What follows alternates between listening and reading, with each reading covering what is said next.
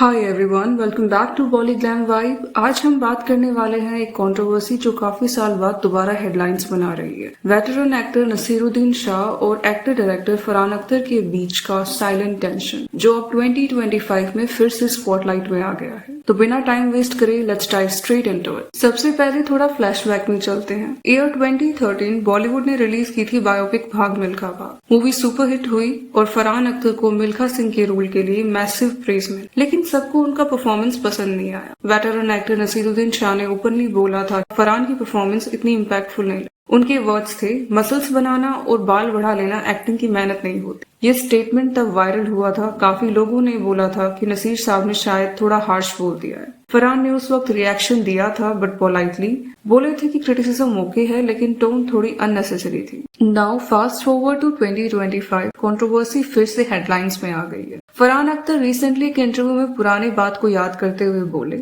नसीर जी मुझे बचपन से जानते हैं, अगर उन्हें कुछ प्रॉब्लम थी वो मुझे फोन कर सकते। पब्लिकली बोलना थोड़ा डिस्टेस्टफुल था। उनके हिसाब से क्रिटिसिज्म में कोई प्रॉब्लम नहीं है। पब्लिकली किसी को एम्बेरस करना जरूरी नहीं होता, specially when you share a personal connection. इस स्टेटमेंट के बाद मीडिया में हंगामा हो गया क्योंकि नियरली 12 साल बाद फरहान ने फाइनली खुलकर बोला कि उनको उस तरह पब्लिक में क्रिटिसाइज किया जाना बिल्कुल पसंद नहीं आया। फिर ऑब्वियसली सबकी नजरें नसीर साहब पर थी कि वो अब क्या बोलेंगे और उन्होंने रिस्पॉन्स भी दिया।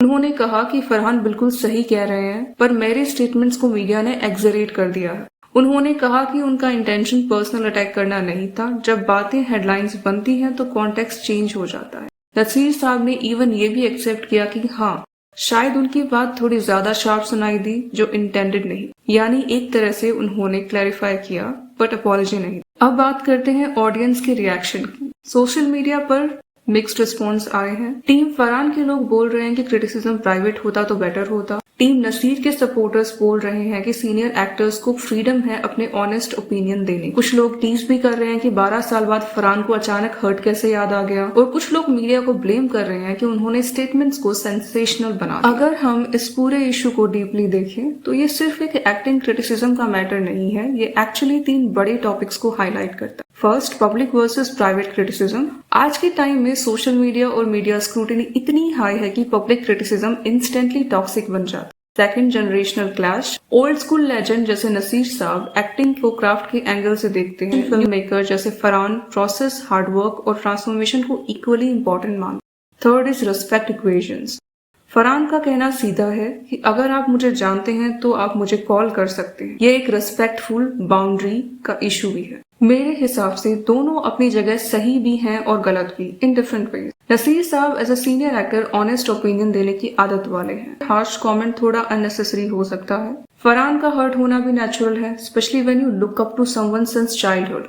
बट इशू को इतने सालों बाद एड्रेस करना भी एक टाइमिंग क्वेश्चन रेज करता है। अल्टीमेटली ये कंट्रोवर्सी हमें ये सिखाती है कि बॉलीवुड में रिलेशनशिप्स फ्रेजाइल होते हैं और एक पब्लिक स्टेटमेंट ईयर्स बाद भी कमबैक करके कंट्रोवर्सी क्रिएट कर सकता है। सो ग्लैम फैमिली, आप बताओ क्या फरहान का रिएक्शन सही था या नसीर साहब का क्रिटिसिज्म जस्टिफाइड था? कमेंट्स में जरूर बताना। अगर आपको ये डिटेल ब्रेकडाउन पसंद आया हो तो लाइक करो, शेयर करो और सब्सक्राइब करो बॉलीग्लैम वाइब को। मैं मिलती हूँ आपको अगले वीडियो में with a new fresh trending gossip. Till then, stay glam, stay vibing. Thank you.